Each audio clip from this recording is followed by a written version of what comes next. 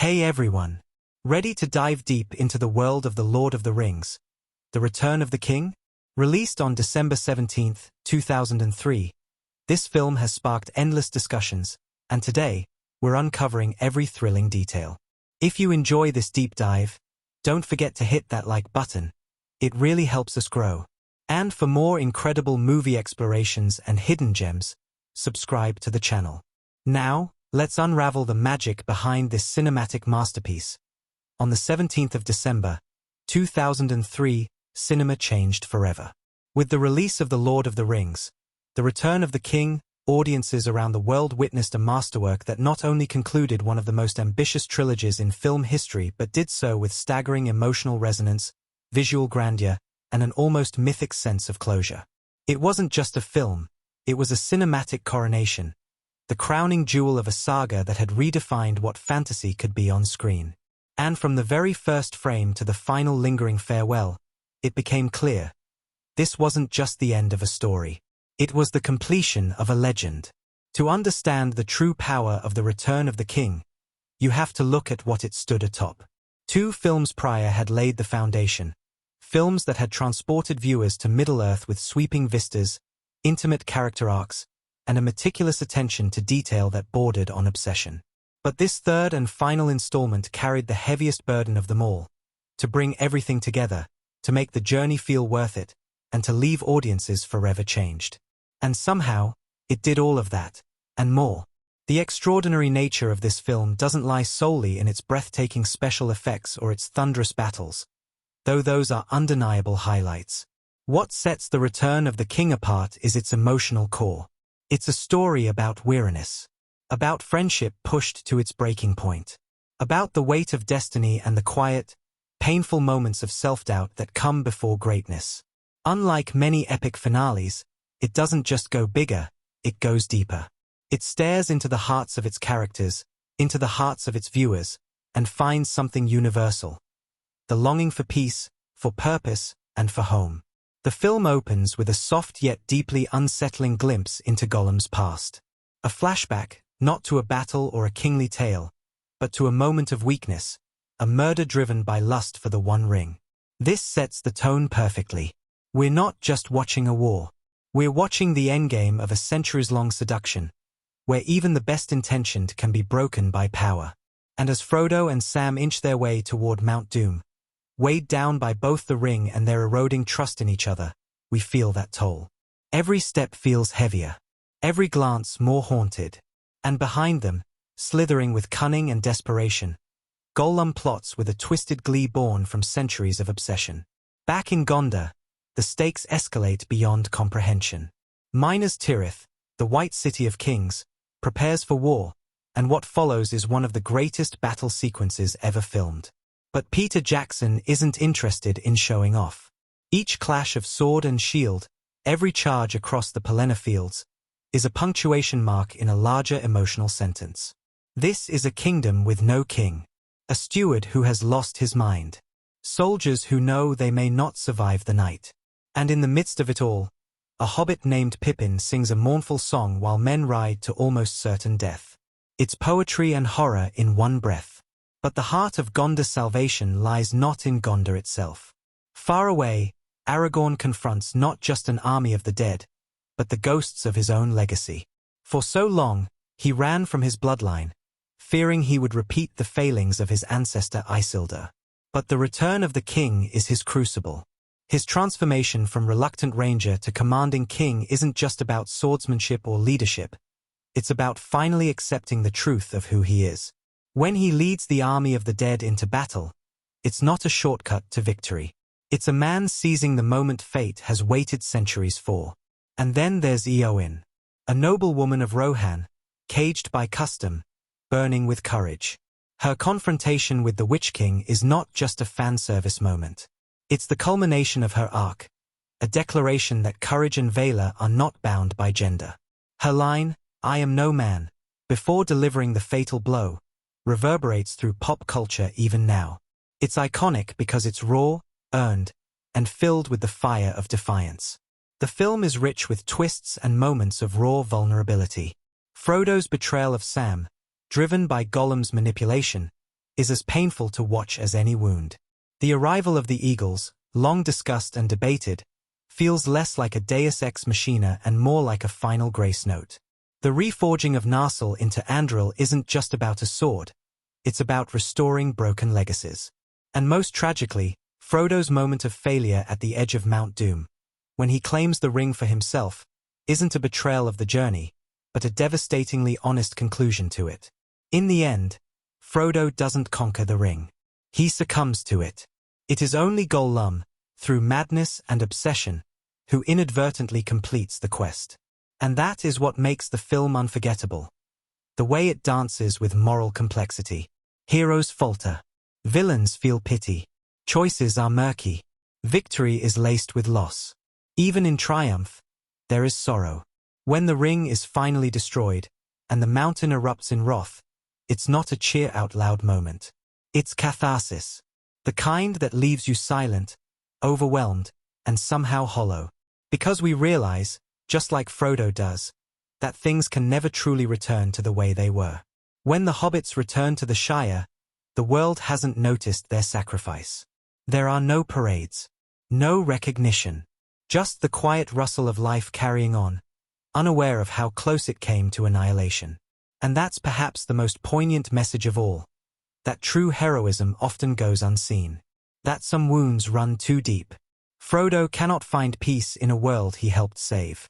And so he sails west, to the undying lands, leaving behind friends, home, and a piece of himself. What made The Return of the King a cultural juggernaut wasn't just its scale. It was the humanity. Audiences around the globe connected not just with the epic battles, but with the emotional truths beneath them. It became the highest-grossing film of 2003, won all 11 Academy Awards it was nominated for, including Best Picture, and tied with Ben-Hur and Titanic for the most Oscars ever won. But perhaps more importantly, it became part of people's lives. The quotes, the music, the friendships, it all etched itself into the hearts of millions. Howard Shore's score, especially, deserves its own reverence. A living, breathing entity that guides the story with haunting beauty. From the melancholic strings of the Shire theme to the thunderous swell of Gondas March, the music tells its own tale. It makes the world feel ancient, sacred, alive. And combined with Andrew Lesnie's cinematography, which captures both the intimate and the epic with equal grace, the film becomes an audiovisual triumph. Every performance is perfectly tuned. Elijah Wood's portrayal of Frodo balances innocence with agony. Sean Astin's Sam is the moral center, the heart of the trilogy. Ian McKellen's Gandalf, regal yet kind, holds the line between myth and mentor.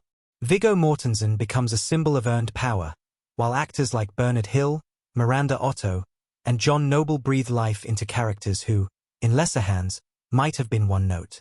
Behind the camera, Peter Jackson and his creative team crafted more than a film. They built a world. Every costume, every set piece, every whisper of Elvish, nothing was left to chance. The film feels lived in, weathered by time. And this authenticity is what makes the fantasy so believable. You don't watch The Return of the King, you inhabit it. The legacy of the film is undeniable. It brought fantasy into the mainstream. It proved that with vision, patience, and passion, even the most daunting stories could be told with heart. And it sparked a new era of filmmaking, where audiences demanded more than spectacle.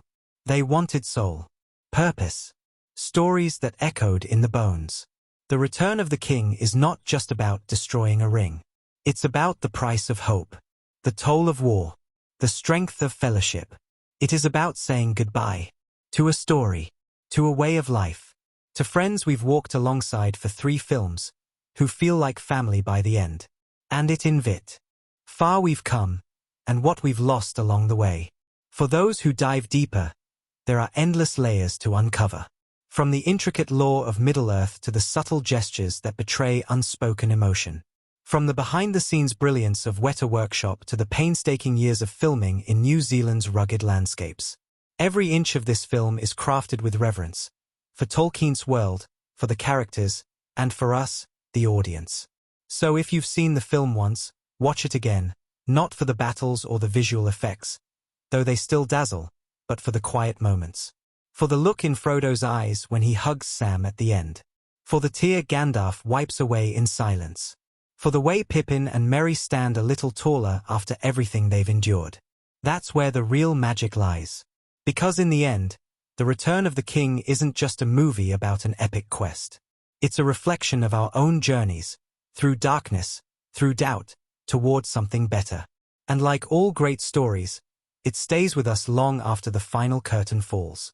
It all begins not with glory, not with battle, but with something far more haunting, a memory. In the soft morning light of a forgotten past, we witness Smeagol, a simple hobbit-like creature, laughing with his cousin Deagol during a peaceful fishing trip. But peace has a short lifespan when the ring is near. In a moment that forever alters the course of Middle-earth, Deagol finds the one ring beneath the waters of the river Anduin. What follows is an act so chilling, so brutally intimate, it sets the emotional tone for everything to come. Smeagol kills his cousin with bare hands, his face twisting into something unrecognizable, something monstrous. The ring doesn't corrupt him in an instant, it consumes him over time, turning him into Gollum, a creature of shadow and split personalities. As his transformation unfolds before our eyes, we are reminded that evil doesn't erupt. It seeps in, slowly, silently, until it owns you. From there, the story sweeps us back to the craggy, ash-laden terrain of Mordor, where Frodo Baggins and Samwise Gamgee continue their desperate journey toward Mount Doom. Every step is a struggle, not just against the terrain, but against despair itself. The ring's grip on Frodo grows heavier, and its whispers claw at his mind. And now, with Gollum as their uneasy guide, the path ahead feels more uncertain than ever. Frodo, in his compassion, sees the reflection of himself in Gollum, a warning of what he could become. But Sam sees something else entirely: danger, distrust, a predator disguised as a guide. It's this fundamental disagreement that begins to crack the friendship that's held strong through so many trials. The seeds of tension are planted, subtle but insidious, as Gollum manipulates Frodo with half-truths and venomous glances, feeding his doubts one poisonous word at a time. Meanwhile, in the land of Rohan, the remnants of the Fellowship prepare for war. Gandalf the White has returned, stronger and more focused, and with him is Pippin Took, whose curiosity has once again led to unintended consequences. The Palantir, an ancient seeing stone, becomes a crucial pivot point in the story. When Pippin touches it, Sauron sees him and mistakes him for the ring-bearer. What might have been a fatal error turns into a strange advantage.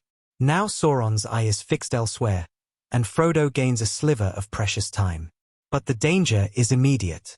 Gandalf, in a flash of urgency, whisks Pippin away to Minas Tirith, the heart of Gondor, a city under siege not just by orcs, but by despair.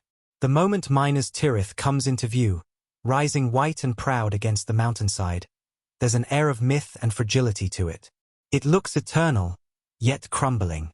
There, we meet Denethor, the steward of Gondor, father to Boromir and Faramir.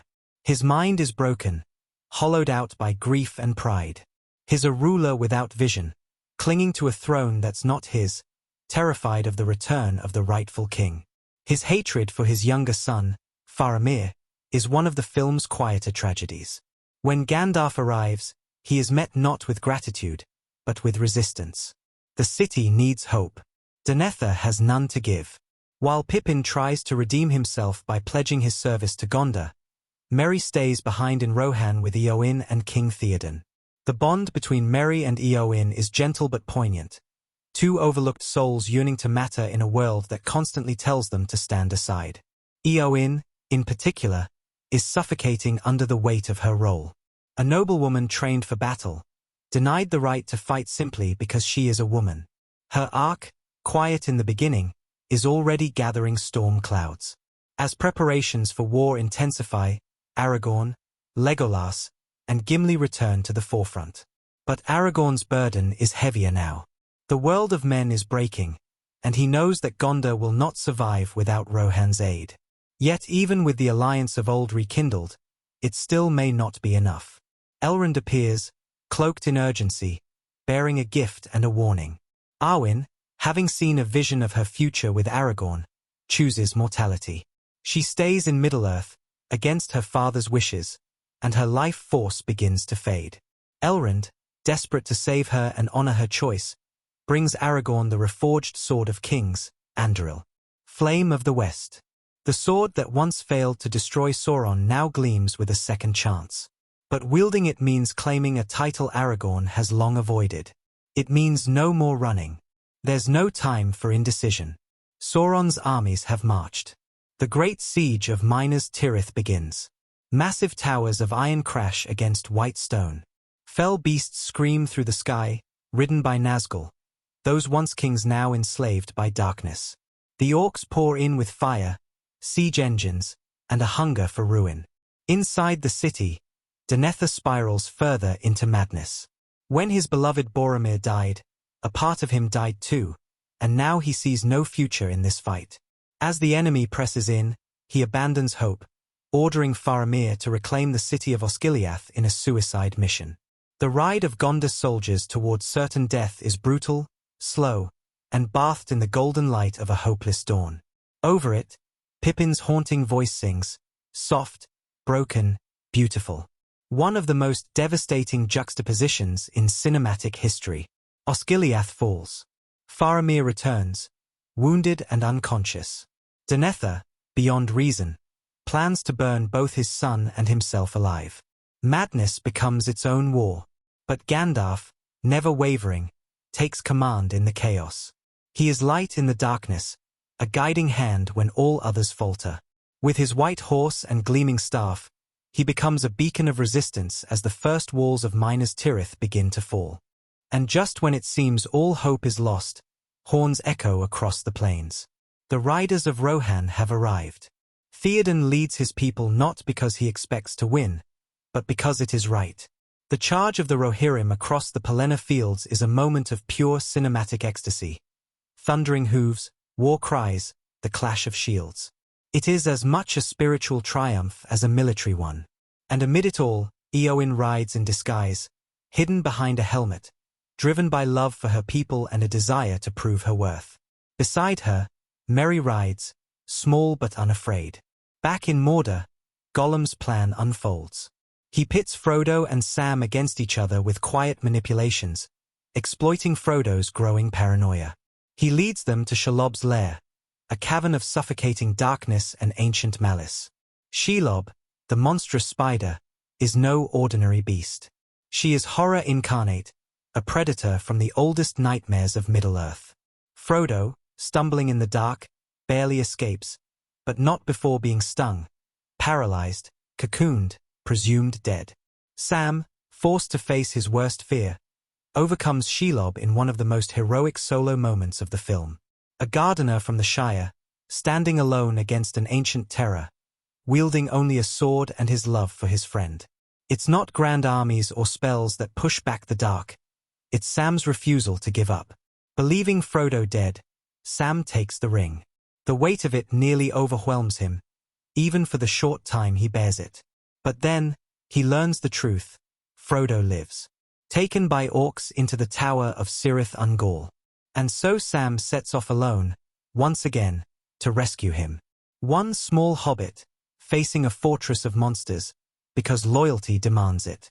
It's the kind of bravery no prophecy ever mentions, but it's the kind that actually saves the world. As the tide of battle at Minas Tirith continues, the tide of fate begins to turn.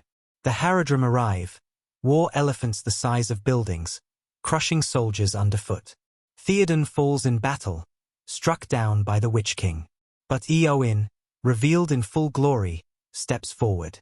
She faces the Wraith, her uncle dying in her arms, and when all seems lost, she delivers the killing blow. "I am no man," she says, and in doing so, she doesn't just defeat a foe, she shatters the myth of invincibility. Merry helps her strike, their combined defiance toppling a centuries-old evil. But the cost is high. Theoden's final breath is one of pride and sorrow, and Eowyn, too, is left broken and wounded. And still, it's not enough. The battle is won, but the war continues. The Eye is still watching. Sauron still waits. And Frodo is still not free. As we reach the midpoint of this towering film, the stakes have never been higher. Heroes have risen, but some have fallen. Trust has been broken. Cities have burned. And the road to Mount Doom remains perilous, wrapped in shadow and flame. Everything set in motion is racing toward a final reckoning. The battles we've seen are only preludes. The true test, of character, of will, of sacrifice, awaits in the second half.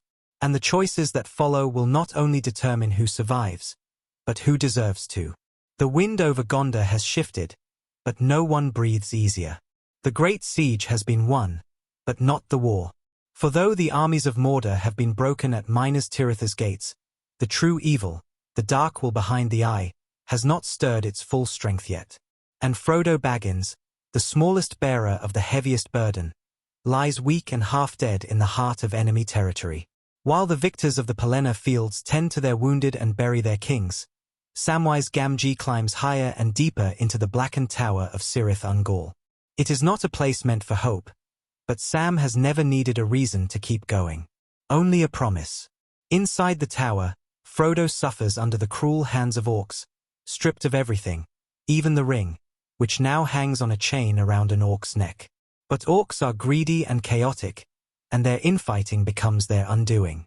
Sam, wielding Sting and a heart burning with love, cuts through the darkness, finding Frodo, who can barely believe he's real. Reunited in the very pit of despair, they set off again. There is no going back.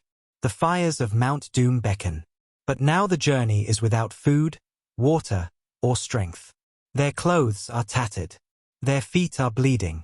But they move forward. Always forward. Back in Gondor, Aragorn knows the battle must not just be won by swords but by strategy. If Frodo has any chance of reaching Mount Doom, they must draw Sauron's eye away from the Black Gate. So a plan is formed, a final stand. A march toward Mordor with an army small, tired, and battered. Not to win, but to distract. To give Frodo one last sliver of time. It is an act of ultimate faith, fighting not to destroy, but to delay. To believe in something unseen. Aragorn accepts his destiny in full now, no longer just a ranger, but the king of Gondor. And in that shift, there's a quiet awe. The world has changed, and he with it. As the soldiers of the West march toward the gate, we're reminded that heroism is not about the certainty of survival. It's about choosing to stand even when you know you might fall. Merry, still recovering from his wounds, watches helplessly as Eowyn, too injured to ride, is left behind. Legolas and Gimli ride with Aragorn, ready to fight until the end. Pippin, now a soldier of Gondor, joins them as well. And in a valley of ashes, before the black walls of Mordor, they face what seems to be the end of the world. The mouth of Sauron emerges first, a wretched, cruel creature with a twisted smile and falsehoods on his tongue. He presents Frodo's belongings, the mithril shirt, the elven cloak, as evidence of the hobbit's capture. The company is shaken, but Aragorn refuses to yield. "I do not believe it," he says, and in that one line, hope holds firm. The mouth is struck down, and the final charge begins. Across the wastelands, armies collide, men against beasts, courage against annihilation. The Black Gate opens wide, pouring forth Sauron's last reserve. Trolls, orcs, and creatures bred only for killing surge forward. The fight is brutal. Screams and steel clash in waves. Pippin, in the midst of chaos, is nearly crushed by a troll. Beregond, the brave soldier of Gondor, shields him. Every moment could be someone's last. But every moment is also earned. And while war consumes the fields, two figures inch toward fire. Frodo and Sam, ragged beyond recognition, crawl the last miles across the ashen slopes of Mount Doom. The ring weighs more now, it pulses, burns, clings to Frodo's very soul. He can barely walk. And so, in what may be the most powerful act of friendship in the entire trilogy, Sam lifts him. "I can't carry it for you," he says, "but I can carry you." And with trembling arms, he does. A simple gardener, now carrying the hope of all free peoples on his back. They reach the cracks of doom. The chamber is hollowed out by centuries of molten lava and shadow. The ring calls to Frodo, louder than ever. Sam begs him to finish it, to throw it into the fire. But the ring has other plans. Frodo falters. And then, he claims it, puts it on, disappears. At that very moment, at the Black Gate, Sauron senses it. The eye turns. The earth trembles. Victory, so close, begins to dissolve. But there's one last twist in the tale. Gollum, lurking in the darkness, attacks. In a frenzy, he wrestles with the invisible Frodo. Teeth gnash. Fingers break. And in a scream that splits the soul, Gollum bites off Frodo's finger, and the ring with it. He dances in triumph. For a moment, Gollum is whole again. His precious, his only love, is back. But fate does not honor obsession. In his ecstasy, he stumbles, falls, and plunges, ring and all, into the fiery heart of Mount Doom. The ring melts. Sauron's spirit, once scattered across ages, begins to unravel. The eye panics. The Tower of Barad-dûr collapses. The Nazgûl scream as they disintegrate. The Dark Army falters. It is over. But victory comes with a cost. Frodo and Sam remain trapped on the erupting mountainside. Lava rushes below them. Rocks fall around them. And so they rest, side by side, staring at the burning sky. "I'm glad to be with you, Samwise Gamgee," Frodo says, "here at the end of all things." It's not triumphant. It's peaceful. Two friends who've gone beyond endurance, now ready to let go. But fate has one more mercy to give. The eagles come. Giant wings slice through smoke and flame. Gandalf leads them. And in a sweep of wind and light, Frodo and Sam are lifted from the fire. Saved. Middle-earth breathes again. Time passes. Peace begins to bloom. Aragorn is crowned king in Minas Tirith. His ascent is not just political. It is poetic. The ranger who walked in shadow now wears the white tree. And when Arwen arrives, alive, radiant, eternal in her love, the moment transcends royalty. It is myth made real.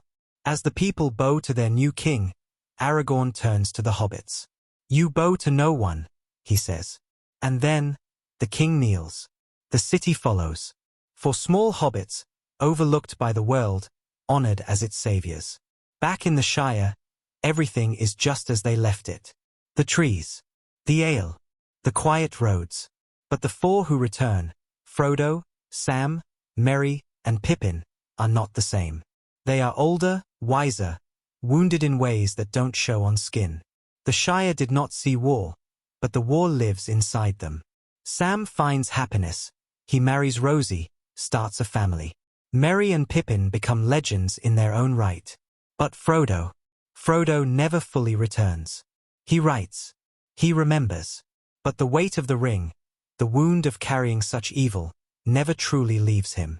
And so, in the final act of grace, Frodo sails west. To the undying lands. To a place where pain no longer follows. Gandalf, too, departs, alongside Bilbo. And the ship that carries them slips into the mist. A farewell not just to characters, but to an era. A goodbye steeped in sorrow, and yet filled with peace. And there, Sam returns home. Opens his door. Looks upon his family. And utters three perfect words, "Well, I'm back." In the quiet beginning of this storm's end, we see a king still cloaked as a ranger. Aragorn has always walked with a burden heavier than his sword. The shadow of his bloodline. The fear that he might fall to the same weakness that once doomed Isildur. He is a reluctant leader, not because he doubts the cause, but because he doubts himself. Yet the fires of Minas Tirith and the cries of the dying leave no room for hesitation. And Viggo Mortensen, stoic, smoldering, gentle in stillness and fierce in battle, transforms this doubt into nobility. His Aragorn doesn't grasp power, he earns it. With every step toward the Black Gate, with every word spoken to the dead in the Mountain of Erech, he grows into the mantle of a king. Not by lineage, but by choice. Beside him walks a wizard once known for fireworks and laughter. Gandalf the White is no longer the wandering conjurer of hobbit parties. He is a force of clarity, calm, and command. Yet Ian McKellen never lets us forget the soul behind the staff. In moments of stillness, guiding Pippin in the tower, shielding the boy from despair, we see the old spark in his eyes. He fights with steel and wisdom, yet his greatest power lies in his unwavering belief that even in darkness, there is light. He sees what others miss, that victory does not lie in domination, but in mercy, in kindness, in resilience. And then there is Frodo. Once the soft-voiced hobbit from Bag End, now an echo of himself. The journey has stripped him of comfort, health, even identity. Elijah Wood's performance is one of slow, quiet unraveling. Every twitch, every tired blink, shows how the ring digs into his soul. Frodo carries not just the burden of the quest, but the burden of survival. He becomes less a hero and more a vessel for temptation, trauma, and eventual sacrifice. And yet, his endurance makes him more than heroic. He doesn't win because he is strong. He wins because he continues. And when he fails, it is his mercy, shown long ago to a creature called Gollum, that saves the world. The irony of salvation through failure is one of the film's most powerful undercurrents. But Frodo does not walk alone. He never has. Samwise Gamgee, the gardener, the optimist, the overlooked, becomes the heart of the trilogy in its final hour. Sean Astin delivers a performance so grounded in sincerity that it pierces every moment of despair. Sam's arc is not one of grand transformation, but of gradual revelation. He is the steadfast heart, the one who never asks for the spotlight, never seeks glory, but when the world falls apart, he holds it together with his bare hands. His love for Frodo is not just loyalty, it's spiritual. And when he says, "I can carry you," it's not just about weight. It's about carrying the story, the hope, the future. Pippin, once the fool, becomes a soldier. Merry, the prankster, becomes a warrior. Their innocence, once a liability, now becomes their greatest strength. When Pippin sings to Denethor, it is more than a song. It is a lament, a final gift from the Shire to a world burning under madness. Billy Boyd delivers that moment with such haunting fragility that it lingers long after the flames of Denethor's pyre fade. And Merry, brave Merry, rides with the Rohirrim into the jaws of death, not because he seeks battle, but because Eowyn needs him. Their bond, formed not through speeches or destiny but through shared vulnerability, is one of the film's quiet triumphs. And then there is Eowyn, a woman born into a world that tells her to wait, to weep, to stay behind. But she doesn't. She rides into war disguised as a man, not to prove herself to others, but to escape a life of caged grief. Miranda Otto infuses Eowyn with steel and sorrow. Her whispered line, "I am no man," is not just a twist of prophecy. It is a declaration of agency, of breaking every mold. And when she cradles her dying uncle, her spirit breaks and remakes itself again. Hers is not a linear arc. It is one of resistance, collapse, and rebirth. Her uncle, Theoden, stands as one of the film's most poignant figures. Once a puppet of Saruman, now a lion of Rohan. Bernard Hill's portrayal is regal without pomp, tragic without melodrama. His speech before charging into the Pelennor fields is a roar that echoes across the genre. Raw, guttural, ancient. And yet, his greatest moment is not in war, but in forgiveness. When he names Eowyn as his child, when he acknowledges her not as a niece but as a daughter, it brings a closure more powerful than any battle. The forces of darkness are not without complexity either. Gollum, in many ways, is the dark mirror of Frodo. Andy Serkis, through groundbreaking motion capture and raw physicality, creates a creature that is both grotesque and deeply human. His voice, twitchy and serpentine, hides layers of sorrow and manipulation. Gollum is not evil for evil's sake. He is a soul divided, torn between a life stolen and a treasure cursed. His tragedy is not in falling into the fire. It is in never being able to climb out of his own torment. Frodo pities him. Sam despises him. And yet, without him, the quest would have failed. The duality of Gollum, that salvation can spring from even the most broken vessels, is one of Tolkien's most enduring ideas, and Serkis gives it unforgettable form. Denethor, the steward of Gondor, stands as a figure of absolute despair. His love for Boromir is genuine, but it blinds him. His rejection of Faramir is not just cruelty. It is a symptom of a man who has surrendered to hopelessness. John Noble plays Denethor with madness just below the surface, making his descent into fire feel inevitable. He is what happens when leaders lose faith in their people and their gods. Faramir, in contrast, becomes one of the trilogy's quietest redemptions. He chooses mercy. He releases Frodo. He rides to reclaim a city from a father who has already disowned him. David Wenham plays Faramir with quiet grace, a man who does what is right even when it breaks him. And in the margins, we find characters who shine with brief, blazing light. Beregond, the guard who defies orders to save Faramir. The unnamed soldier who laughs before the Black Gate, knowing death is near. The captain who lifts Aragorn's banner and follows him into ruin, not because he must, but because he believes. Even Legolas and Gimli, often the sources of levity, deepen in this final chapter. Their competition of kills, their banter, masks a bond forged in fire. When Legolas takes down an entire war elephant in one fluid, impossible sequence, it's not just for style. It's a show of how far this elf has come from silent disdain. And Gimli, always gruff, now wears pride openly. "I never thought I'd die fighting side by side with an elf," he says. And when Legolas answers, "How about side by side with a friend?" it lands like a homecoming. These performances and arcs don't exist in isolation. They weave a web, every thread tightening, pulling the narrative toward its singular conclusion. Every transformation feels earned. Every sacrifice resonates. And every look, every gesture, carries years of history. Because the return of the king isn't just about the fall of Sauron. It's about the rise of everyone else. It's about how the smallest hands can change the course of the world. How a steward's madness can be eclipsed by a gardener's courage. How a broken sword can become a symbol of hope. And how a fellowship, once divided by fear and fate, stands united even in the face of annihilation. By the time Frodo sails into the west, the characters we met at the Green Dragon Inn are long gone. In their place stand legends, mythic, immortal, unforgettable. Yet they are still achingly human. And that, above all, is the film's greatest achievement. Not just to show us fantasy, but to reflect our own souls within it. From the very beginning, the return of the king plays with shadows, both literal and symbolic, and one of the first lies in a quiet, unsettling prologue. A simple fishing trip turns into a transformation so horrifying it echoes through the entire trilogy. As Smeagol falls into the abyss of the ring, the camera slowly isolates him from the light.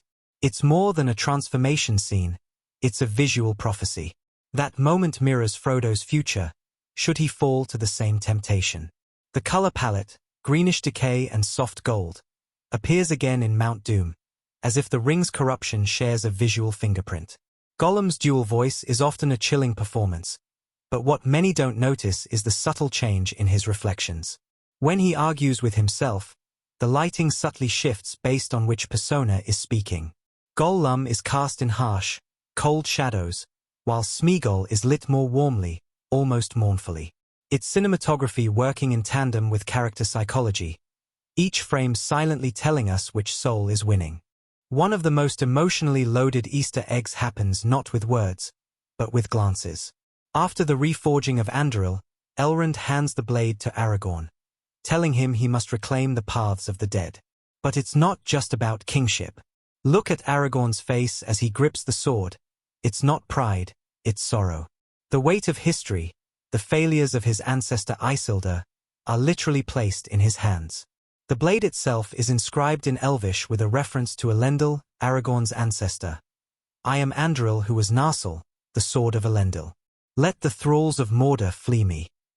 The sword doesn't just represent power, it represents redemption. Even the soundtrack hides treasures. Howard Shore's score is a character in itself, but for those who listen carefully, the theme for the Shire, the gentle, hopeful melody, makes unexpected reappearances. When Sam carries Frodo up Mount Doom, the Shire theme echoes faintly in the orchestration, buried beneath the drums of doom. It's not just a reminder of home. It's the music of resilience, fighting to be heard in a world on fire. The set design, too, speaks in riddles and relics. In Minas Tirith, the white tree of Gondor stands dead and barren. It's a clear visual metaphor for the realm's fading glory. But in the final coronation scene, if you look closely behind Aragorn as he sings to his people, a new sapling has grown. It's a blink-and-you'll-miss-it detail, yet it quietly confirms what Gandalf once said, "The line of kings will return, and with it the tree shall flower." The visual storytelling doesn't announce victory, it lets it bloom in silence. In Shelob's lair, the webs shimmer like silver, but also catch the light in ways that resemble veins. The cave isn't just a physical threat, it's a symbolic rebirth canal. Frodo passes through darkness, wrapped in a web like a cocoon, and emerges half-dead, almost Christ-like. His body limp, pierced by the sting, evokes resurrection myths, and the choice to show him shrouded like a corpse only adds to the effect. Even his later healing at the hands of Arwen's gift, the Vial of Light, echoes the resurrection arc. Frodo dies symbolically, and is reborn not with strength, but with scars. And speaking of Arwen, there's subtle brilliance in how her fate is interlinked with Middle-earthers. When she chooses mortality, her life force is tied to Aragorn's success. In one shot, as she walks through Rivendell and sees a vision of her future son, the lighting changes to a warm amber glow, the same palette used in Frodo's dream sequences. That boy, Eldarion, isn't just a vision of hope. He's the final piece in a cycle of choice, legacy, and sacrifice. The filmmakers never needed to show him, but they did. For those paying attention, it's a promise kept. Another detail that often escapes notice is the armor of Gondor's soldiers. Each plate bears the 7 stars and crown of Elendil, but when Aragorn is crowned king, his armor bears the addition of the white tree blooming fully, symbolizing restoration. It's a quiet evolution of costume design that mirrors the story's spiritual resurrection. Gimli and Legolas often provide comic relief, but their friendship is full of subtle callbacks. In The Paths of the Dead, Gimli's fear mirrors his reaction in the Mines of Moria, but this time, he doesn't need coaxing. His bravery has grown. And Legolas, always graceful, hesitates only once in the entire trilogy, when Aragorn leaps from the ghost ship to challenge the Corsairs. That flicker of uncertainty shows that even an elf can be surprised by mortal courage. And then there's the lighting of the beacons. It's a breathtaking sequence, but also a layered metaphor. Each mountain blaze represents a chain of hope, stretching across kingdoms long divided. But it's also a callback to the first film, when Elendil's sword is broken and hope is lost. The lighting of the beacons is a reversal. Fire no longer means death, but unity. In the scene where Gandalf faces off against the Witch King of Angmar, there's a subtle clue that even he feels doubt. When his staff breaks under the Witch King's force, it's not just magic failing, it's the first time Gandalf loses control. His look of surprise mirrors his face when he fell with the Balrog. It's a rare vulnerability in a character typically portrayed as omniscient. That staff breaking isn't just a physical blow, it's a reminder that even hope falters. Another gem lies in the moment Eowyn and Merry face the Witch King. When Eowyn says, "I am no man," it's not just a feminist twist. It's a callback to Tolkien's own prophecy in the books, where it said the Witch King can't be killed by any man.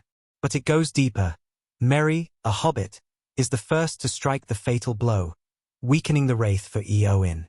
It's a quiet message, that those overlooked by war and society are often its most vital players. Even the credits are filled with meaning. The actors are shown beside Alan Lee and John Howe's original artwork, 2 of Tolkien's most faithful interpreters. It's as if the film bows to the very illustrations that once shaped our imaginations of Middle-earth. It's not about the filmmakers taking credit, it's about paying homage. The use of language is another treasure trove. The Elvish spoken by Aragorn during his coronation isn't just for flair, it's Sindarin, Tolkien's own constructed language, and the words are deeply poetic. When he sings, Et Irello Enderena Utulian, he's quoting a line from Tolkien's own writings, "Out of the great sea to Middle-earth I am come."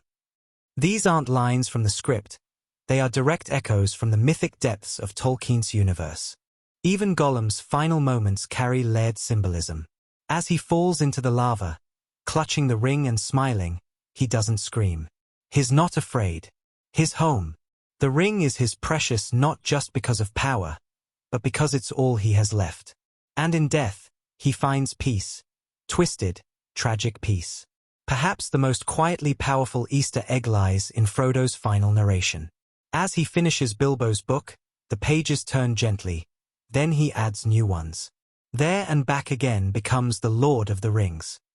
It's not just a handover of a story, it's a narrative rebirth. The act of writing becomes an act of healing. Frodo cannot remain in Middle-earth, but he can give the world his truth. His scars. His memories. He passes them on, not with speeches, but with ink and parchment. And when he boards the ship at the Grey Havens, a moment hidden in the smallest visual cue offers immense emotional weight. Gandalf's face, watching the horizon, softens. The light changes, golden and ethereal, and suddenly we understand. This isn't death. It's transcendence. The elves, Frodo, Bilbo, they are going somewhere Tolkien described as a place where pain cannot follow. And though we never see it, the audience is given just enough to feel it. The hidden details of the return of the king aren't just clever filmmaking, they are acts of devotion. Devotion to Tolkien's vision, to the audience's intelligence, to the idea that great stories aren't built on spectacle alone, but on the quiet truth that every frame matters. Every word, every symbol, every silent glance is part of something vast and sacred. Because in the end, The Return of the King isn't just a movie, it's a mosaic. And hidden in its smallest tiles are treasures that only reveal themselves to those who look again. Imagine trying to finish a war epic of unimaginable scale while simultaneously being unsure if you'd even make the premiere. That was the daily pressure Peter Jackson and his team faced in the final stretch of The Return of the King. The editing room was a battlefield of its own. Jackson famously continued fine-tuning the film just days before the world premiere in Wellington.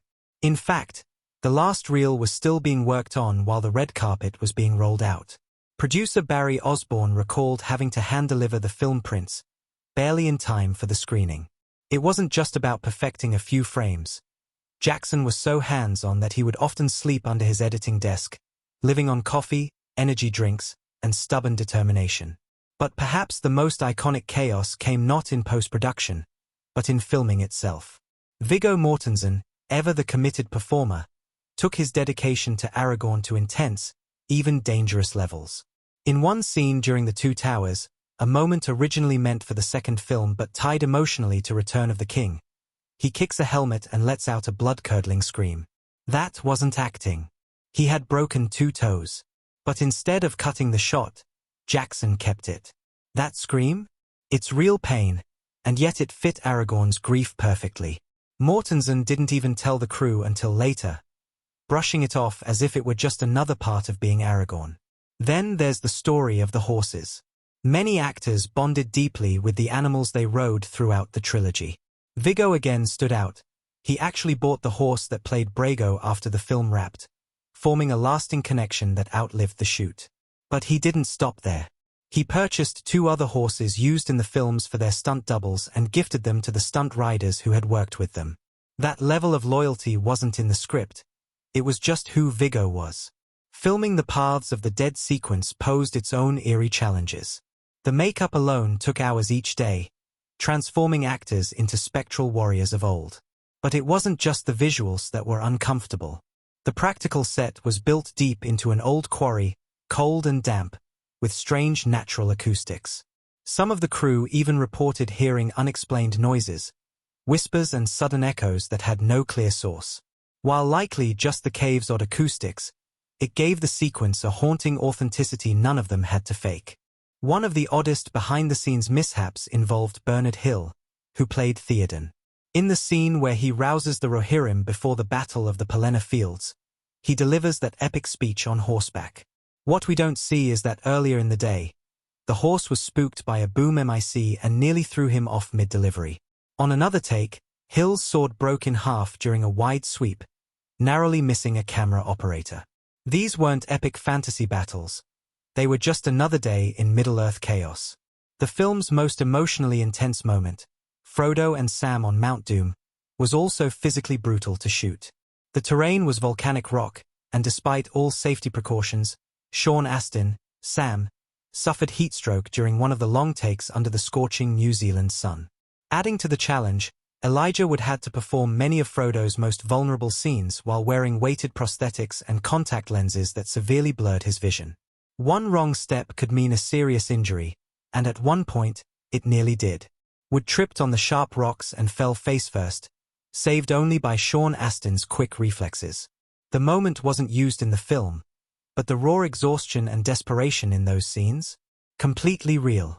Even the simpler scenes had their strange quirks. Take the moment when Aragorn, Legolas, Gimli, and Gandalf confront the Black Gate. That wide, sweeping landscape isn't CGI, it's a real location. But it was so remote that getting the crew, actors, and equipment there required helicopter trips and long hikes. The wind was so fierce that it constantly knocked over set pieces and caused dust storms that destroyed takes. At one point, Ian McKellen jokingly suggested that Sauron's greatest weapon wasn't the ring, it was New Zealand's weather. And yes, speaking of Sir Ian McKellen, he brought a level of class and mischief in equal measure. Between takes, he would often break the tension by reading Shakespeare or Oscar Wilde to the cast, still in full Gandalf robes. But he also had a cheeky side. On more than one occasion, he reportedly wore nothing under his long robes during filming, much to the amusement and horror of the crew. One day, when someone forgot their lines, he whispered from behind, "You shall not pass, until you remember your dialogue," and promptly walked off with his staff. Then there was the infamous incident of the Hobbit scale doubles. Since forced perspective and practical effects were used to create the illusion of different sizes, the production hired stand-ins of different heights to match Frodo, Sam, Merry, and Pippin. But mistakes were bound to happen. During one shot, the wrong double for Frodo, several inches too tall, walked into frame, completely ruining the illusion and cracking up the cast. It took hours to reset everything for a single shot. As Elijah would later joked, sometimes Frodo hit a growth spurt for a second. Miranda Otto, who played Eowyn, had her own brush with bizarre filming conditions. During the Battle of Pelennor Fields, she had to wear armor that was not only heavy, but nearly impossible to move in. She recalled falling over repeatedly in the mud, unable to get up without help, all while trying to keep a serious expression as the Witch King loomed over her. At one point, she started laughing uncontrollably during a take, delirious from the cold and weight, and it was so infectious that the crew had to pause shooting for an hour. But not all surprises were inconvenient. Some were beautiful. The coronation scene, where Aragorn becomes king, features a hauntingly beautiful Elvish hymn. What many don't know is that Viggo Mortensen was never supposed to sing in that scene.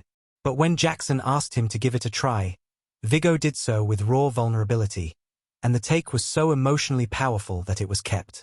The song was written by Fran Walsh, one of the trilogy's screenwriters and Jackson's partner, and is a lament for those lost in battle. Its inclusion was a last-minute decision that added a spiritual resonance no one could have predicted. The film's legacy was nearly derailed by controversy when the Academy Awards rolled around. With 11 Oscars, The Return of the King tied with Titanic and Ben-Hur as the most awarded film in history. But what few know is that Jackson was told by several Academy insiders that fantasy films don't win Best Picture. The trilogy had been consistently overlooked in the biggest categories. The tide turned only after passionate campaigning and mounting fan pressure, and the Academy's sudden realization that to ignore it a third time would spark backlash. When the film won Best Picture, Jackson reportedly cried, not because of the award, but because it meant that fantasy had finally been taken seriously. There's also the bittersweet farewell that happened on set. On the last day of principal photography, each actor was given their sword, costume, or prop to keep. Sean Astin received Sam's backpack. Elijah Wood was gifted the One Ring, but so was Andy Serkis, who played Gollum. There were at least 3 real rings made. And Viggo? He took home Andril. When asked why, he simply said, because the king needs his sword. And then there's the mystery of the extended editions. The theatrical cut of The Return of the King is already epic, but the extended edition adds over 50 minutes of additional footage. Yet, even that wasn't the full picture. There are scenes, like Aragorn facing Sauron's physical form during the Black Gate battle, that were filmed and partially rendered, but never released. Fans still wonder if we'll ever see those full sequences. Jackson remains tight-lipped. Behind the grandeur and mythical storytelling of The Return of the King lies a chaotic, beautiful mess of creativity. It wasn't made in sleek Hollywood studios. It was shaped in mud, wind, broken swords, and quiet moments of magic between cast and crew. Every strange tale, from barefoot hobbits to near-death stunts, stitched together a cinematic tapestry that somehow felt as real as the stories Tolkien imagined. It was art made through exhaustion, laughter, and risk. And maybe that's why it still feels alive, because behind the fantasy, there were real people who believed in every word, every frame, and every strange, unforgettable day on the journey to Mount Doom. It begins not with a battle or a burst of action, but with a quiet, unsettling transformation, the harrowing prologue of Smeagol turning into Gollum. A scene so eerie, so raw, it immediately sets the tone for what The Return of the King is about. The corruptive, insidious power of obsession. Andy Serkis doesn't just perform, he disintegrates. His physicality, the way his voice breaks and his eyes hollow out, communicates more than words ever could. It's not simply a backstory, it's a prophecy in disguise. From the very beginning, we're reminded of where the ring leads, and who Frodo may become. Then comes the Ride of the Rohirrim, one of the most iconic and stirring moments in all of cinema. The horns of Rohan echo through the hills, and Theoden's speech pierces through the tension like a blade through silence. Ride now. Ride for ruin and the world's ending. Bernard Hill delivers it not as a king with hope, but a man charging into certain death for honor, for legacy, for one last act of defiance. It's the very essence of Tolkien's theme of courage in the face of despair. The swell of Howard Shore's score, the sweeping camera that glides across a sea of charging horses. It's operatic, terrifying, and deeply human all at once. Critics have called it one of the greatest cavalry charges ever captured on film, and it's not just because of the spectacle. It's because we care. Because we've watched these characters struggle and fight for every inch, and now they ride not knowing if they'll return. And then, silence. The battlefield goes still. A single fell beast descends. The Witch King, a spectre of death itself, lands in front of a fallen Theoden. Eowyn steps forward. Her arc, her fight against helplessness and invisibility, climaxes here. She stands, masked, shaking, and alone. The line, "I am no man," is not just a clever twist on prophecy. It is defiance given form. It is a woman refusing to be cast aside, not just by prophecy, but by society, by fear, by fate. Her slaying of the Witch King is catharsis, a thunderclap of liberation. The moment has inspired generations, not just as a turning point in battle, but as a cultural marker. It's raw empowerment, written with blood and breath on a desolate battlefield. And yet, it's not always the thunderous scenes that leave the deepest scars. Some of the most profound moments happen in hushed tones. Like the moment when Sam carries Frodo up the slopes of Mount Doom. "I can't carry it for you, but I can carry you." It's simple. It's pure. It's the kind of line that critics might dismiss on paper, but in context, it shatters hearts. Because it's not about the ring anymore, it's about friendship. It's about loyalty that doesn't yield, even when hope has long since burned away. That moment defines the soul of the Lord of the Rings. Not power, not glory, but devotion in the dark. That single act, Sam's selflessness, elevates him into one of the most beloved characters in fantasy history. Not through destiny, but through love. And then there's Frodo at the edge. The fire roaring behind him. The ring in his grasp. And he fails. After everything, he gives in. That moment is often overlooked by casual viewers, but critically, it's revolutionary. Frodo's arc doesn't end in victory, it ends in surrender. Because Tolkien never promised that good men would remain unbroken. He simply offered that there will always be someone, like Sam, or even Gollum, who might tip the balance. Frodo's failure is the story's final honesty. It redefines what heroism means. That scene shatters the idea of the infallible protagonist, making Frodo's pain even more poignant. And when Gollum bites off Frodo's finger, eyes gleaming with ecstasy, dancing with the ring, then slips into the fire, it's not just a villain's end. It's tragic fulfillment. Gollum dies clutching the only thing he ever loved, smiling, consumed. There's no celebration, no cheer, just fire and silence. And in that silence, Frodo stares into the abyss, broken. The ring is gone, but so is a part of himself. Then we have the eagles. For years, they've sparked debates. Why didn't they just use the eagles from the start? But in context, they serve a poetic purpose. They don't arrive as a convenience. They arrive when all hope is gone, when Frodo and Sam lie on the rocks, ready to die. It's not a rescue, it's a resurrection. A biblical image of grace after sacrifice. And the slow, sun-drenched lift from despair, paired with the choral swell of Shaw's music, becomes almost spiritual. In that moment, even the most hardened critics find it hard not to feel something primal stir. But perhaps no moment has lingered in the public imagination quite like the coronation of Aragorn. Not because of the crown or the ceremony, but because of what he does after. He walks through the crowd, newly crowned, victorious, and when he reaches Frodo and the hobbits, he kneels. "My friends," he says, "you bow to no one." And then the entire kingdom lowers in reverence. It's cinematic grace. A reversal of hierarchy. The smallest, humblest souls in the story, dismissed by everyone, are the ones who saved the world.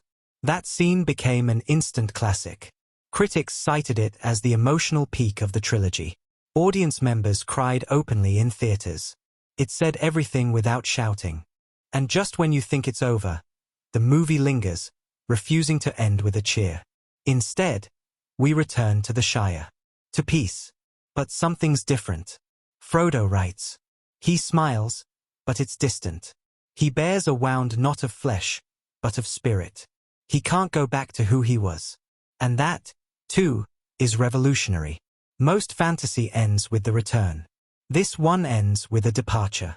The final scenes at the Grey Havens are as heartbreaking as they are beautiful. Frodo's goodbye to Sam, Merry, and Pippin, soft, tearful, lingering, isn't just the end of a journey. It's the end of innocence. The end of a world. The ship sails away, and with it, a part of our childhoods. From a critical lens, The Return of the King is a masterclass in tone, performance, and payoff. It balances massive action set pieces with intimate character moments, wrapping up complex arcs while honoring its thematic core. The cost of hope, the power of sacrifice, and the quiet resilience of the ordinary. What Peter Jackson achieves here isn't just spectacle, it's narrative culmination. Every line echoes earlier pain. Every moment of glory is earned through hardship. Even seemingly small scenes carry weight. Pippin singing to Denethor as Faramir rides to his death isn't just a juxtaposition of beauty and horror. It's a thesis statement.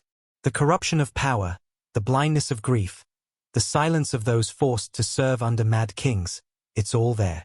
That haunting melody, unaccompanied, became one of the most discussed musical moments in the entire trilogy. Billy Boyd, who plays Pippin, wrote the melody himself. Critics praised it as an emotional dagger cloaked in innocence. The film's attention to thematic layering is relentless. Fire and shadow aren't just aesthetics, they symbolize internal decay. Light isn't just illumination, it's rebirth. Every detail, from costume color to set design, feeds into that deeper meaning. Aragorn's journey is steeped in the fear of unworthiness. Gandalf moves from guide to symbol of inevitable change. Even Gollum isn't a villain in the traditional sense, he's a fractured mirror of the hero. This film doesn't offer simple answers. It offers echoes. Pain echoes across time. Hope echoes in sacrifice. And love, the quiet kind that Sam shows, echoes through the ending in a way that lingers far beyond the final frame. The impact of these moments, collectively, redefined what fantasy cinema could be. The Academy, once skeptical of fantasy, was forced to reckon with its power. Critics who once dismissed the genre had to confront a work that transcended its label. And audiences, millions across the world, left theaters not just entertained, but changed. The Return of the King isn't perfect. But in its imperfections, in its risks, In its emotional vulnerability, it found something more powerful than perfection. It found truth. That's why, 2 decades later, we still talk about that ride, that speech, that song, that tear-streaked goodbye at the Grey Havens. And that's why this film, above all, remains a beacon of cinematic storytelling. Both grand and human, sweeping and intimate, epic and deeply, achingly personal. As the echoes of swords and horns fade, and the last ships sail west into the golden light, what lingers most in The Return of the King is not just the grandeur of battles or the sweep of destiny. It's the quiet truths buried deep beneath it all. Because what Peter Jackson, along with Tolkien's original words, has crafted is more than a fantasy epic. It's a layered meditation on power, hope, corruption, loss, and the resilience of the human, or hobbit, spirit. At its heart lies the corruptive nature of power. The One Ring is more than a magical object. It's an embodiment of temptation, of absolute control that strips away identity. Frodo begins as a pure-hearted soul, but by the time he reaches Mount Doom, he's consumed. That he fails, that he claims the ring in the final moment, is no accident. It's a reflection of a profound truth. No one, not even the best among us, can hold ultimate power without paying a price. Tolkien, a man who had seen the horrors of war and the rise of tyrannies in the 20th century, understood the quiet seduction of control. That idea bleeds through every moment of the story, whether it's Denethor succumbing to despair and authoritarian madness, or Saruman's earlier betrayal echoing in the background. The film reminds us again and again that power isolates, twists, and ultimately destroys. And yet, the film isn't hopeless. Because for every character that falls, there's one who stands, not through strength, but through compassion, loyalty, and humility. Samwise Gamgee, the gardener who never sought glory, becomes the heart of the story. His love for Frodo, expressed not through grand speeches but through tireless acts of care, becomes a beacon. That dynamic, of soft power, of endurance rather than dominance, symbolizes a different kind of heroism. The kind that persists quietly, the kind that doesn't break when everything else does. In that sense, Sam doesn't just carry Frodo, he carries the thematic weight of the entire trilogy. He is the antidote to the ring. Symbolism breathes through every frame. Light and shadow play constantly across characters and landscapes, not just as visuals but as moral compasses. Gondor, gleaming and ancient, sits decaying under Denethor's rule, its once pure halls now shrouded in darkness, until the beacons are lit. That moment, those flames stretching across mountaintops, aren't just a call for aid. They're a visual metaphor for rekindled hope. Rohan, with its sun-soaked plains and horse symbology, represents a more natural, unbroken bond with the land and its people. And Mordor, always looming, always watching, exists not just as a place but a presence. Its red hue, volcanic eruptions, and the omnipresent eye are less a location and more the suffocating reality of fear and surveillance. Its big brother, long before Orwell coined the term in visual storytelling. Even the characters themselves carry symbolic resonance. Aragorn, reluctant king, is a Christ-like figure not in divinity but in burden. His arc is resurrection. From ranger in the shadows to sovereign in the light. He must descend into the paths of the dead, literally journeying into the underworld, to emerge as a rightful ruler. That path, paved with doubt, mirrors the journey of many modern leaders who must reconcile legacy with identity. His coronation isn't a reward, it's a responsibility, born from suffering. Frodo's wound, which never fully heals, is a physical metaphor for trauma. The fact that he cannot remain in the Shire, that he must leave for the undying lands, underscores one of the most mature themes of the story, that some wounds are too deep to forget, even after victory. This idea is especially resonant in a post-war world. Tolkien, a veteran of World War I, infused his writing with the knowledge that returning home is not always the end, that some scars linger beyond the battlefield. Frodo's departure is not a defeat. It's an honest, heart-wrenching acknowledgement that healing sometimes requires letting go. In this way, The Return of the King becomes a deeply personal narrative about the cost of peace. The war ends, but not without consequence. Lives are lost. Innocence is stripped. The Shire is the same, but Frodo isn't. That emotional truth separates this film from most tales of good versus evil. Because it recognizes that evil leaves residue.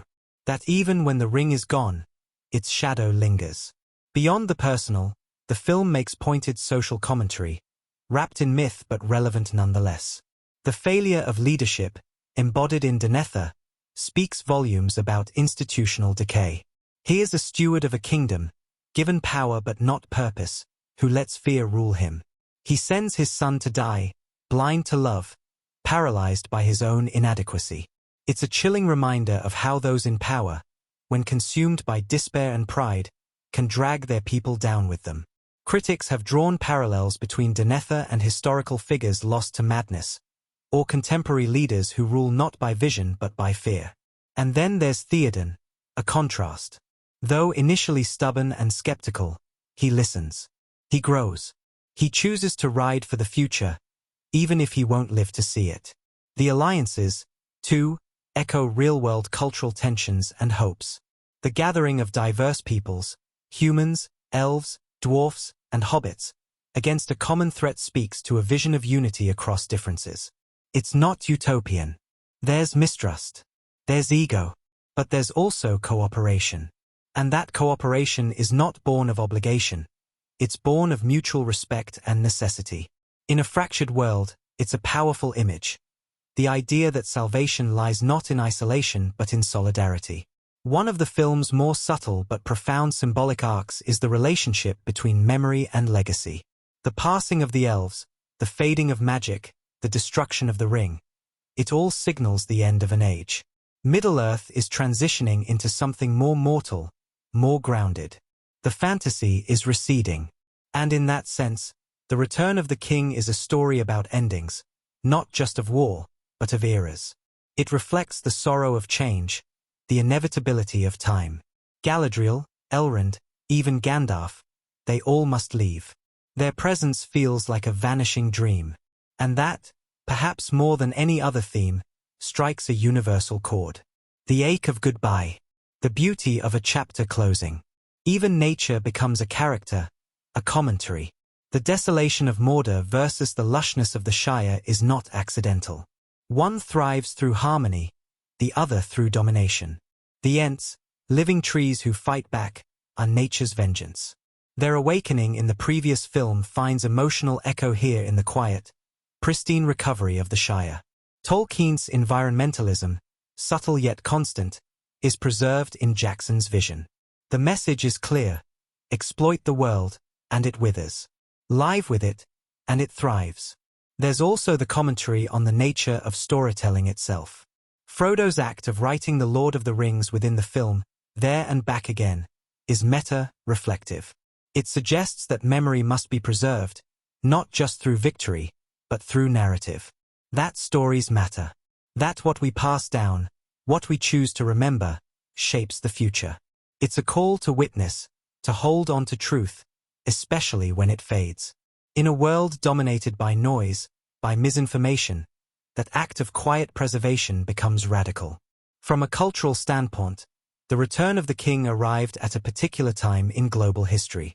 Released in 2003, after years of conflict, post 9/11 fear, and rising global tension, it offered not escapism, but catharsis.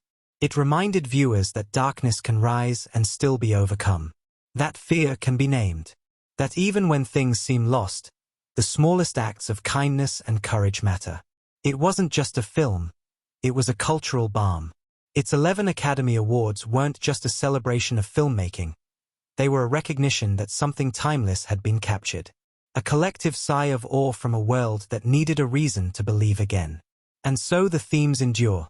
The burden of duty, the weight of choice, the peril of unchecked ambition, the healing power of friendship, the price of peace.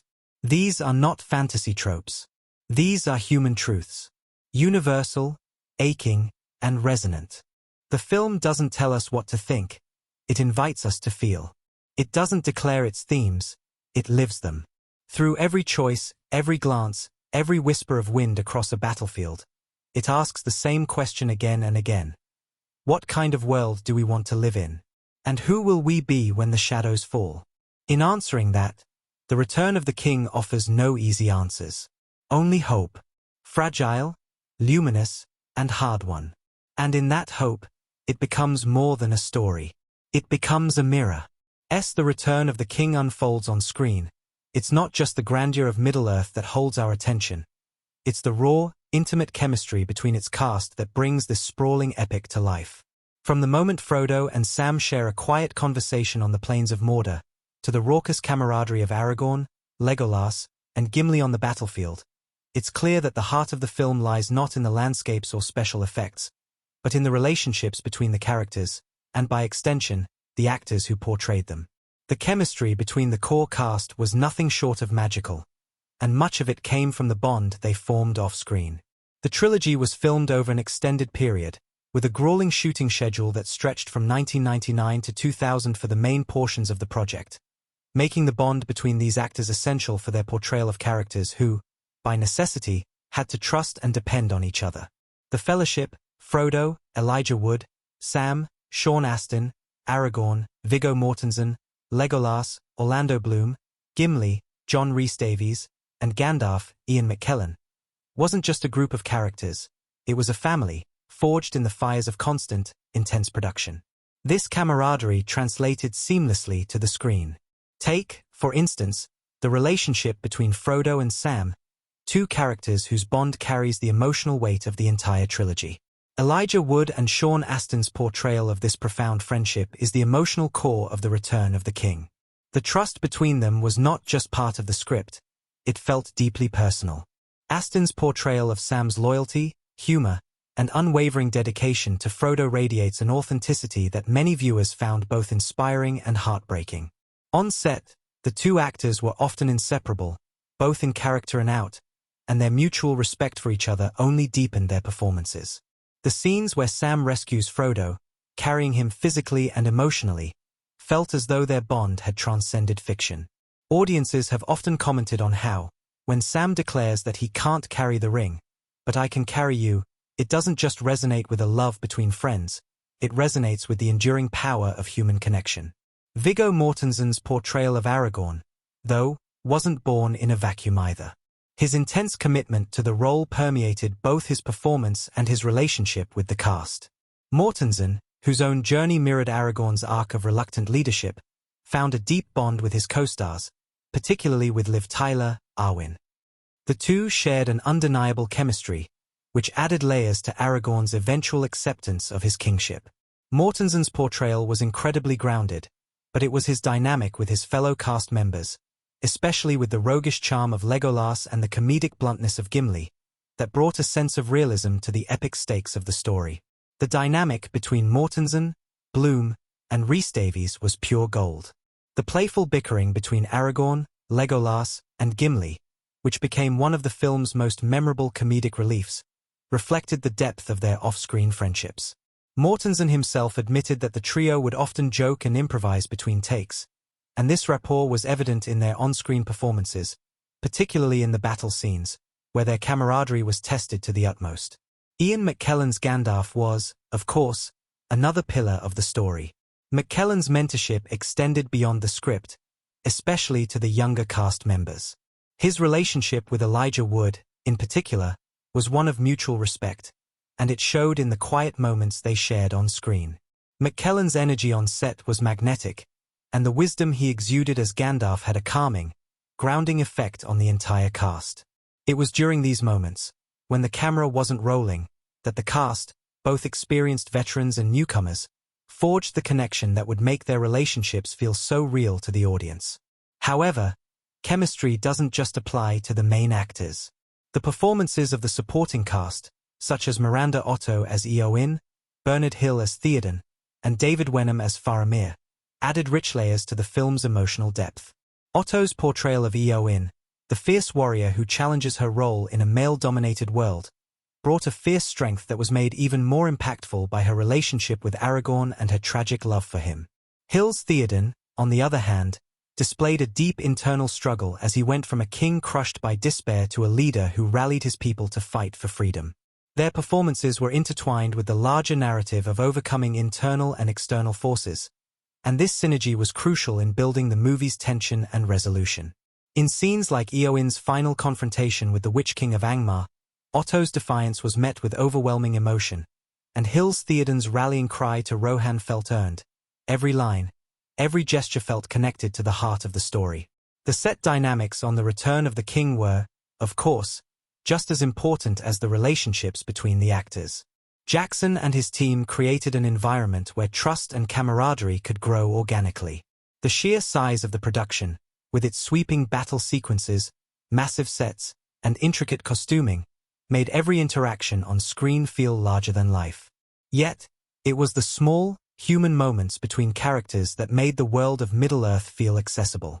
The dinner scenes shared between cast members, the long nights spent together in Wellington, and the countless hours of rehearsal forged a natural rapport, which in turn manifested in their performances. Behind the scenes, it was often the crew that held the threads of this bond together. Jackson's leadership on set created an atmosphere of mutual respect and collaboration. He encouraged his actors to step into their roles fully, but he also knew when to allow them the freedom to improvise, to bring their unique personalities into the story. For example, the iconic scene where Legolas rides a horse in battle was partially improvised by Orlando Bloom, who had an exceptional connection with the horse used for the scene. Such moments, unexpected but authentic, found their way into the final cut of the film, further cementing the deep bond between actor and character. Audience reactions were, naturally, as multifaceted as the film itself. Upon its release on December 17, 2003, The Return of the King was met with overwhelming praise. Audiences were stunned by the film's visual grandeur, its epic scale, and its emotional payoff. The final battle at the Black Gate, the courage of the Rohirrim as they charge into the fray, the desperate hope that flickers throughout the story. These moments became etched into the memories of millions of fans worldwide. The grand sweep of Middle-earth, the devastating losses, and the triumph of unity resonated deeply with viewers.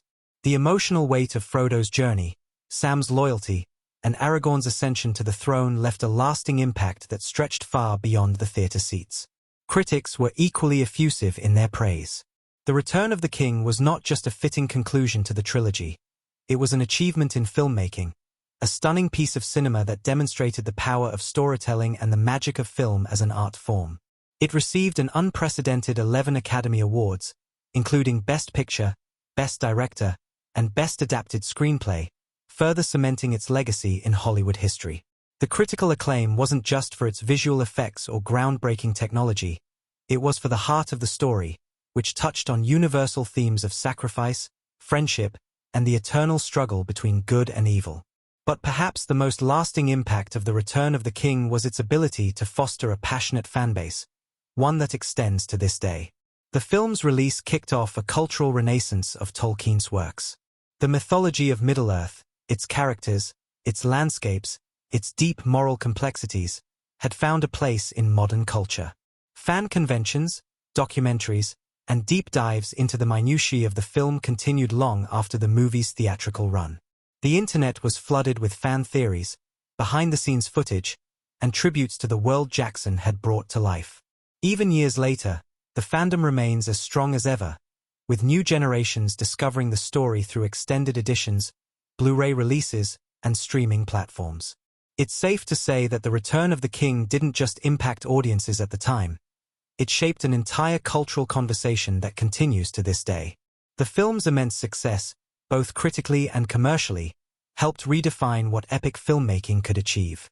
It wasn't just about sweeping visuals.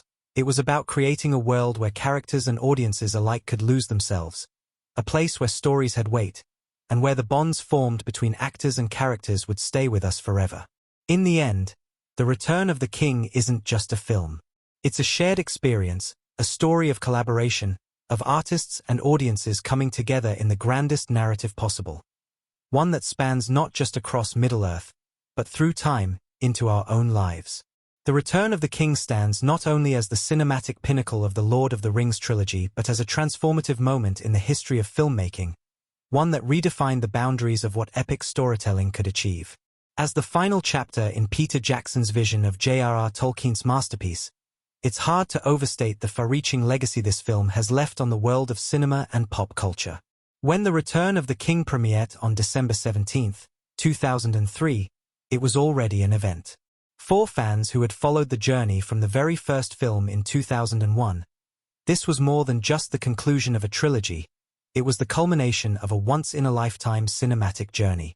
Over the course of 3 films, Jackson, along with his brilliant team of artists, technicians, and actors, brought to life a sprawling fantasy world that was, in many ways, previously thought to be unfilmable. But The Return of the King did more than just close a chapter. It pushed the limits of filmmaking, introducing new technological advancements, raising the bar for visual storytelling, and blending them seamlessly with the timeless themes of friendship, heroism, and sacrifice. In terms of genre influence, The Return of the King firmly established itself as the gold standard for epic fantasy cinema. The film's visual effects, pioneered by Weta Digital, set new benchmarks for CGI, particularly in the field of motion capture, which was utilized for the breathtaking creation of the massive armies in the Battle of the Pelennor Fields and the towering, terrifying figure of the Witch King.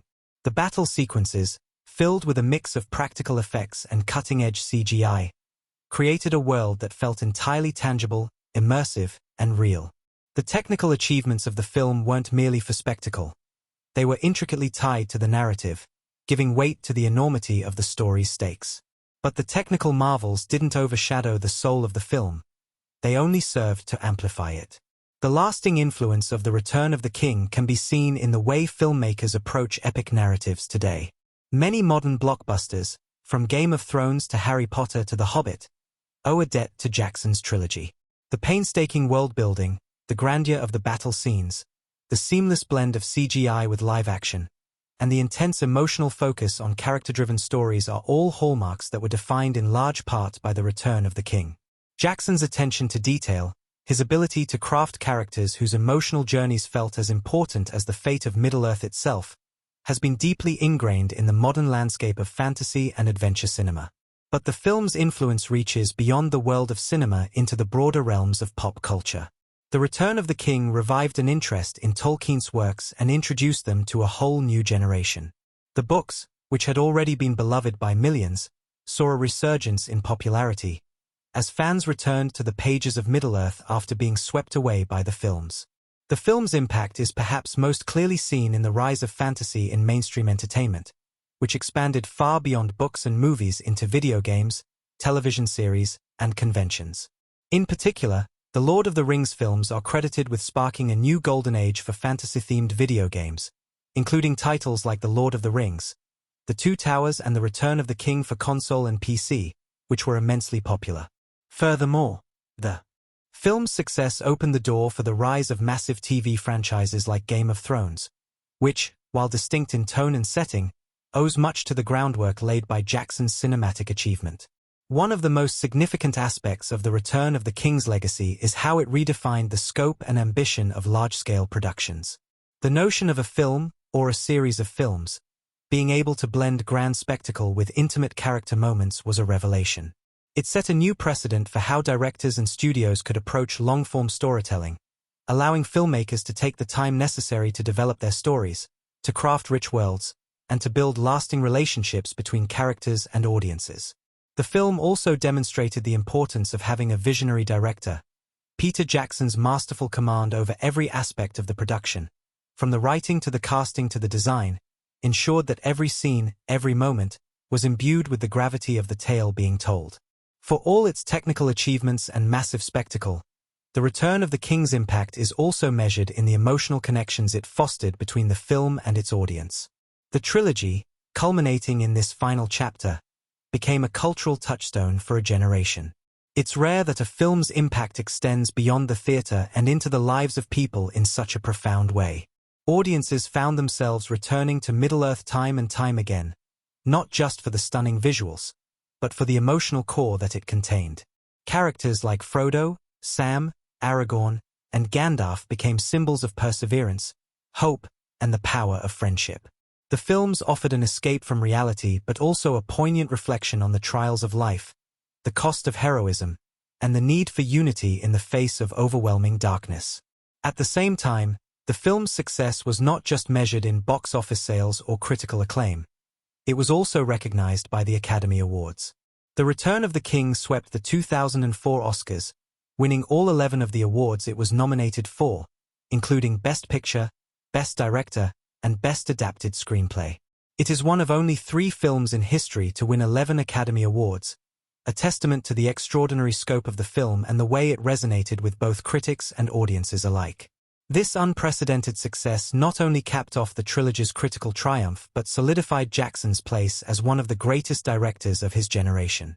The film's triumph at the Academy Awards wasn't just for the grandeur of its battle sequences or the beauty of its visuals.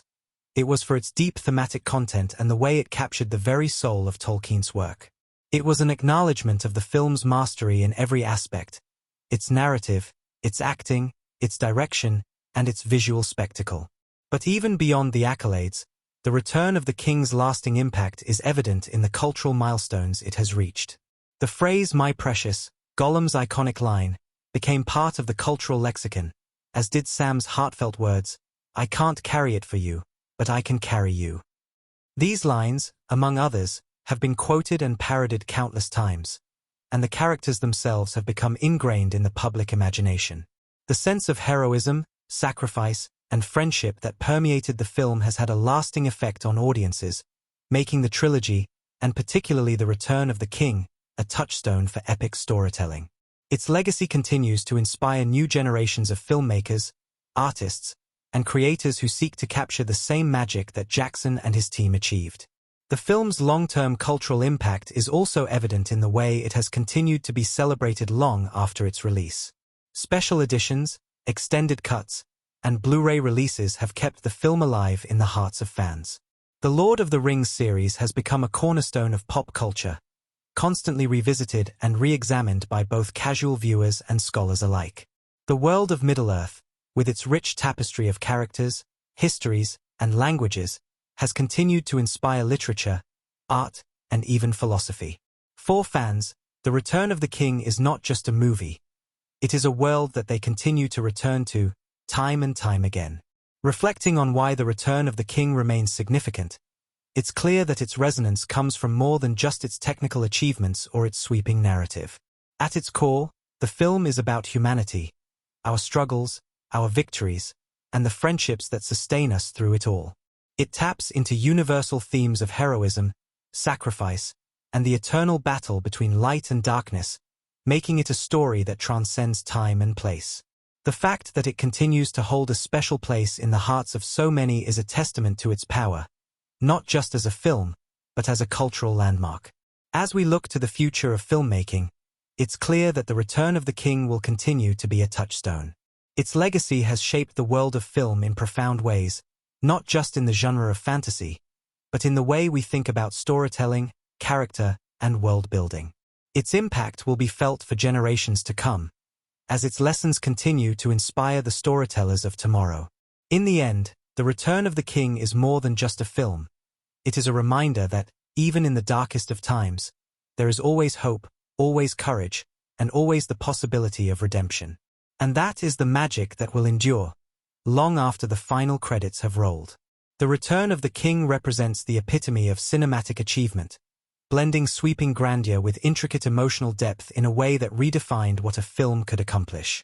Peter Jackson's masterful direction, bolstered by the incredible contributions of his cast, crew, and visual effects team, crafted an unforgettable conclusion to the Lord of the Rings trilogy, a finale that not only closed the story of Frodo, Aragorn, Gandalf, and their companions but also changed the very landscape of filmmaking. From the towering battles to the intimate, heart-wrenching moments of sacrifice and friendship, every frame of The Return of the King is meticulously designed to immerse audiences in a world that feels as vast as it is personal. The film's visual prowess is undeniable. The technology used to create the epic battle sequences, from the awe-inspiring charge of the Riders of Rohan to the harrowing siege of Minas Tirith, set new benchmarks for action filmmaking. The seamless integration of CGI and practical effects allowed Jackson to bring Middle-earth to life in ways previously thought impossible. These sequences are more than just spectacles. They serve as narrative conduits, amplifying the stakes and resonating with the emotional journeys of the characters. Whether it's the visceral intensity of the Battle of the Pelennor Fields or the quiet, determined climb of Frodo and Sam to Mount Doom, each visual moment underscores the thematic core of the story: the power of unity, sacrifice, and the unyielding will to fight against overwhelming darkness. Yet, for all its stunning visuals, The Return of the King is, at its heart, a film about its characters. The film's emotional power comes not from the grandness of its battles or the vastness of its landscapes, but from the depth of its character arcs. Frodo's journey, fraught with internal and external battles, serves as a poignant exploration of the burden of heroism. Sam's loyalty and friendship to Frodo are nothing short of heroic, as he proves time and again that the greatest acts of courage often come from the most unexpected sources. Aragorn's transformation from a reluctant heir to a confident king is a timeless tale of self-discovery and leadership. These characters, alongside the supporting ensemble of Gandalf, Legolas, Gimli, and others, are the heart of The Return of the King. Their journeys intertwine, their struggles and victories echoing the larger narrative of Middle-earth itself. The themes of The Return of the King resonate with universal truths, about the cost of power, the importance of loyalty, and the enduring strength of hope in the face of darkness. These themes are not merely present in the dialogue or the plot, but are woven into the very fabric of the film. The symbolic elements, such as the persistent, almost metaphorical journey of the ring and the toll it takes on each bearer, serve as powerful reflections of the human condition. The hero's journey, as embodied by Frodo and Sam, is mirrored in the external struggle to defeat Sauron and bring peace to Middle-earth. The thematic and symbolic intricacies in The Return of the King are not just designed for intellectual exploration. They are there to deepen the emotional resonance, ensuring that every moment feels meaningful and impactful. The cultural impact of The Return of the King is undeniable. It sparked a renewed interest in Tolkien's works, bringing his intricate world of Middle-earth to new generations of readers and viewers. The film's success led to a revival of epic fantasy in popular culture, influencing everything from literature and television to video games and fan communities. The film's widespread appeal lies not just in its technical brilliance or its adherence to the source material, but in the universal themes that it explores. The Return of the King is more than just a fantasy epic. It's a story about courage, sacrifice, and the eternal battle between light and darkness, themes that transcend genre and continue to resonate with audiences around the world. The film's success wasn't limited to its box office performance or critical acclaim. It also cemented itself as a cultural touchstone, becoming a significant part of the fabric of modern cinema. Its triumph at the Academy Awards, sweeping all 11 of the categories it was nominated for, including Best Picture, Best Director, and Best Adapted Screenplay, is a testament to its artistic achievement and the indelible mark it left on the industry. It was not just a fantasy film.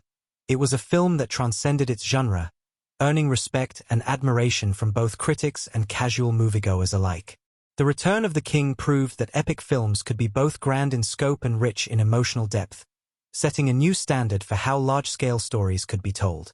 Yet, for all its triumphs, The Return of the King is, ultimately, a story about endings.